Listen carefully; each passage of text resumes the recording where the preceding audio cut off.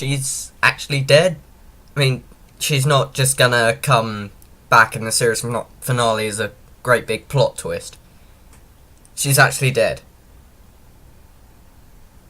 Good, right, I just need to clear that up. You know what Stephen Moffat's like with Clara. Just need to clear that up.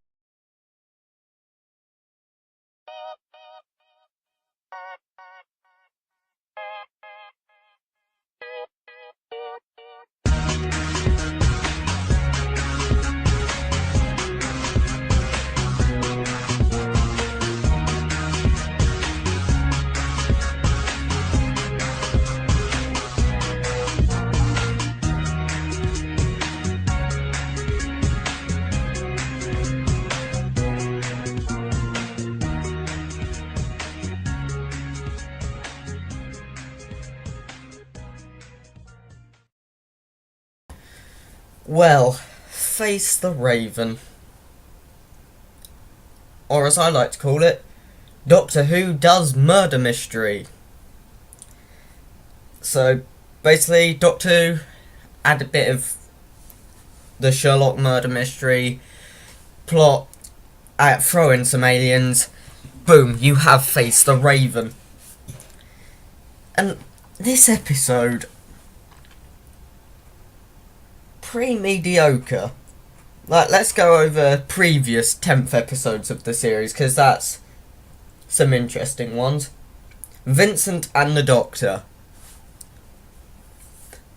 Wonderful viewing, and it's still not getting old. The Girl Who Waited, again, absolutely amazing, and I would say that's the best Doctor Light story ever. Then, Series 7, we had Journey to the Centre of the TARDIS. Not really that good, but heck, I could think of worse. In the Forest of the Night. I'm not gonna... That's just terrible, and I'm not gonna say anything more than that, because then this will just turn into another In the Forest of the Night rant video. And now, Face the Raven. This is pretty mediocre. Like the Almost People. Great ending. Meh. Rest of the episode. But let's talk about the cast. Peter Capaldi as the Doctor. Amazing.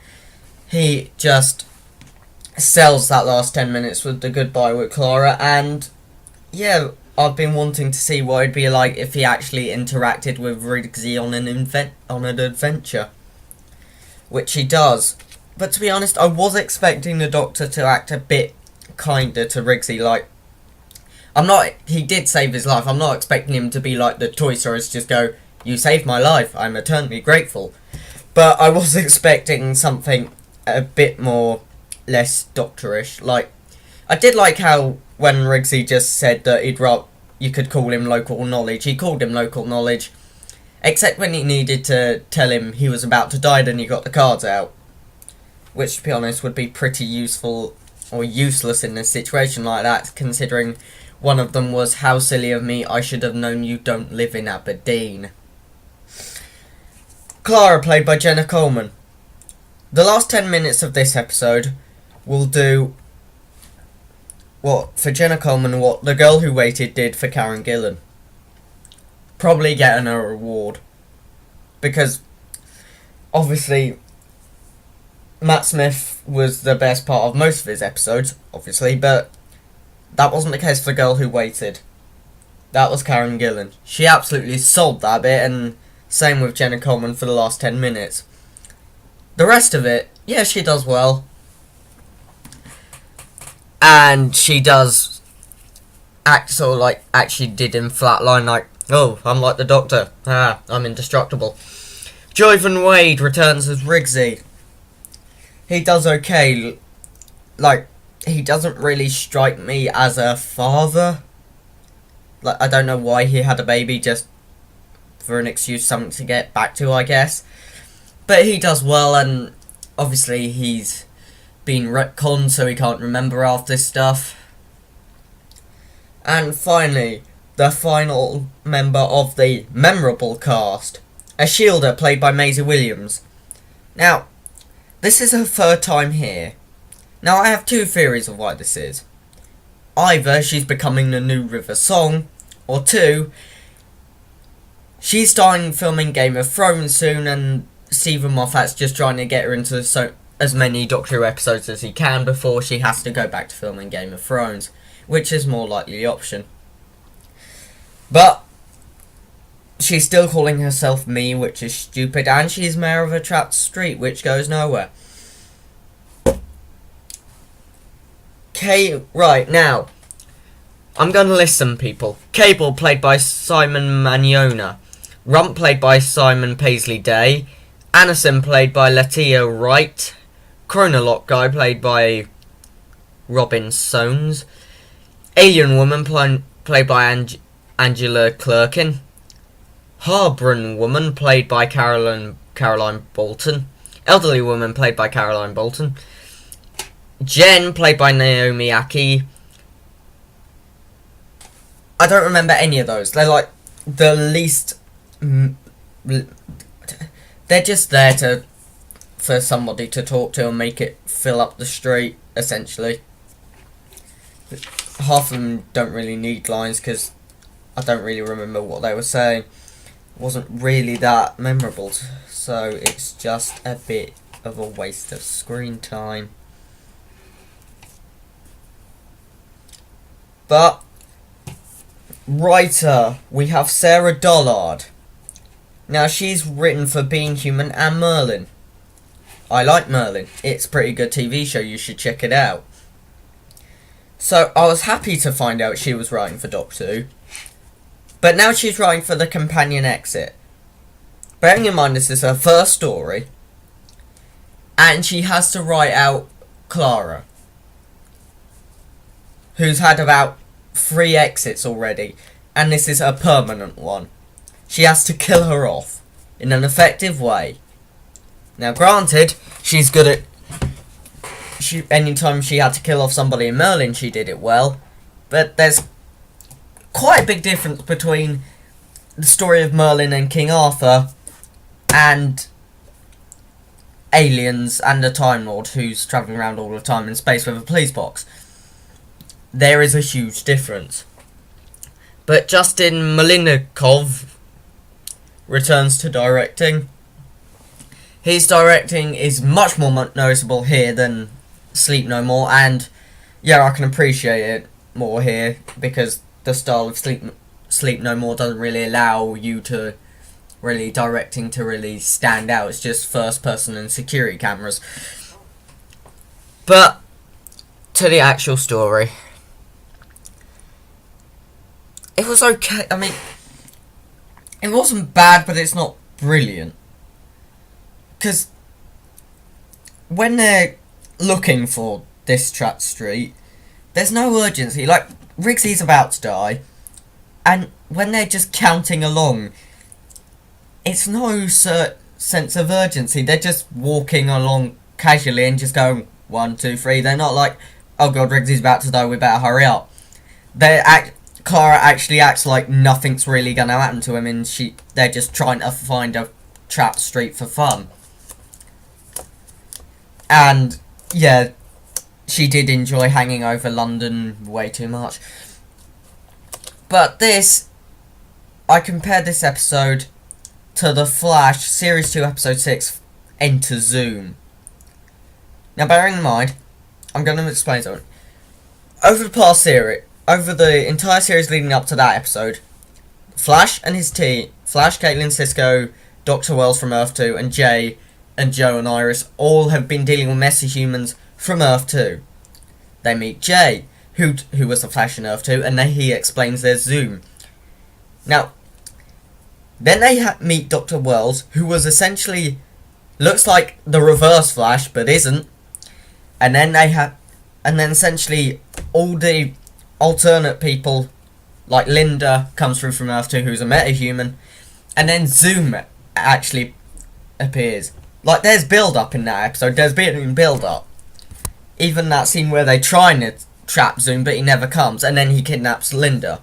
And then the payoff is that fight between the Flash and Zoom. And bearing in mind they're both speedsters, but the payoff is so well done because Zoom, they mentioned how powerful Zoom is, but he manages to beat up Barry so much he loses his speed and loses his legs for the next episode. And he only gets it back final 10 minutes of the next episode. So, that was really good payoff. This, on the other hand, the build-up is, there's a trap street full of aliens. Oh no, if you've got a tattoo counting down, therefore you're going to be killed by a raven. Now Clara's got that tattoo. Oh no, Clara's dead, and that's the payoff. Not really much world building either, because Ashilda's now the mayor. Okay. She's not really protecting the Earth from the Doctor, she's just hanging around in the street. And I wouldn't call protecting the Earth from the Doctor when you're setting up a mystery to bring the Doctor back.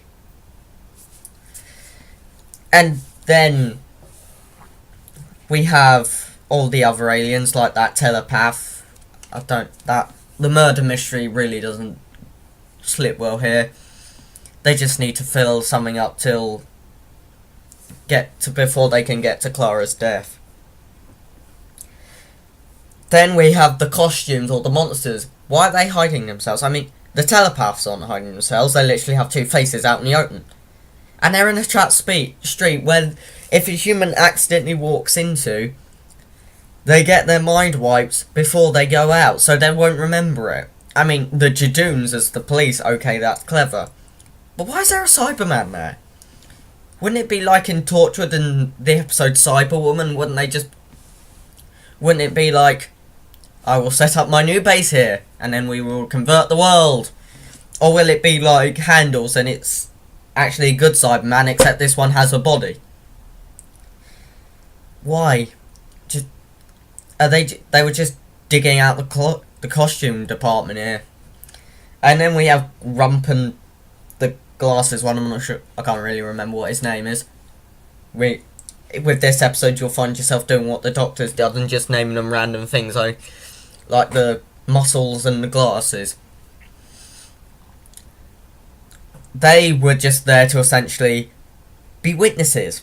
Except these witnesses say he did it, but if one of them said he was calling for a doctor but he wasn't sick, surely he saw what happened. So surely he knew that Rigsy didn't do it. That wasn't really well explained. He's just like, right, so this bloke, there's like, imagine going to the police, like, right, so this bloke, he actually was in front of a dead body and he called the police. But he wasn't a criminal. They didn't explain anything. That's essentially, they just thought, haha, they don't know he meant the Doctor. We can use this. But let's talk about the final 10 minutes. Amazing. Like, I didn't expect to really feel much for Clara's exit because she's left 3 times. The best one out of the 3 was Death in Heaven. And Kill the Moon was pretty good with the argument. I didn't really think they could top those 2. But they usually, all they did was say, Doctor, don't go crazy and don't try and kill anybody. But and that whole scene, yes, you could say it was a bit stretched. She could literally have 10, or like 2 or 1 minute, and then be cut short by the Raven. Which the setup of that Raven killing somebody was good, but was that a Cyberman? Because the Shielder said, would you have a Cyberman begging for a merciful death? Would you have a Cyberman just sitting there in the trap street not converting anybody? But the final 10 minutes, Capaldi and Coleman just sell it. That was amazing. Best performance of the series. And the death, Greyhound is muted and then the Doctor just goes in, threatens the Shielder again, then gets teleported to some place, some weird castle thing. And yeah, that last bit before the next time trailer with Rigsy turning the TARDIS into a memorial for Clara. That was a nice touch. And I feel like they're going to bring a shielder back just for that little clearing up. Like, they're not just going to leave it on, you kill Clara, I hate you forever and I'm going to kill you. I feel like they're going to see if the Doctor and the shielder can settle their differences. Maybe in the series finale. Who knows. But, brilliant episode. Well, not brilliant. Brilliant final 10 minutes. And I really didn't know what to give this episode. But I'm gonna settle overall a 6 out of 10. Okay, episode. Brilliant. Brilliant final 10 minutes. Like, the death was amazing. Prior 35 minutes. Okay, I suppose. I mean, wasn't anything memorable. Half the cast weren't that memorable. And we just have two-faced telepaths and just the costume department on a budget, apparently. They could have actually had aliens like the Rings of Hacker 10 have aliens on display with their makeup, not humans. We just have humans with different hairstyles. I mean, that's not really that amazing. So, next time we have the Doctor on his own in a weird castle thing being chased by something. Basic plot, but hey, sometimes simple can be better. See you next time.